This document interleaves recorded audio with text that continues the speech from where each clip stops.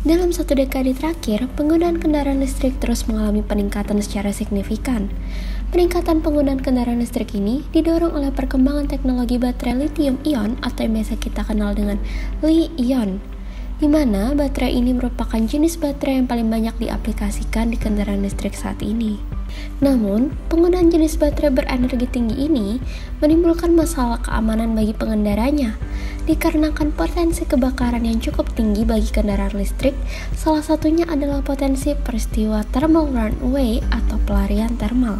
Pelarian thermal sendiri merupakan keadaan kenaikan suhu baterai secara eksponensial, yang selanjutnya menimbulkan kenaikan suhu yang lebih tinggi lagi, dan seterusnya, hingga energi dalam baterai habis.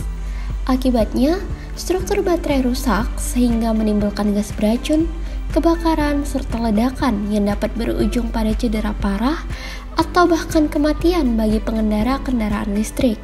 Dengan itu, tim PKM kami memutuskan untuk melakukan pembuatan alat yang berjudul Prediksi Pelarian Thermal pada Baterai Pack Mobil Listrik dengan sistem akuisisi data berbasis machine learning sebagai upaya peningkatan keamanan berkendara. Proses pembuatan alat kami sendiri terdiri dari beberapa tahap. Yang pertama, studi literatur untuk mengetahui karakteristik thermal baterai dan pengolahan data dengan model neural network. Lalu, pengambilan data karakteristik baterai dalam keadaan thermal runaway dan non-thermal runaway sebagai dataset dari model neural network yang akan kami rancang. Data yang diambil berupa nilai arus, tegangan, dan temperatur sel baterai. Pengambilan data ini dilakukan melalui simulasi dan hasil pengujian dari penelitian sebelumnya.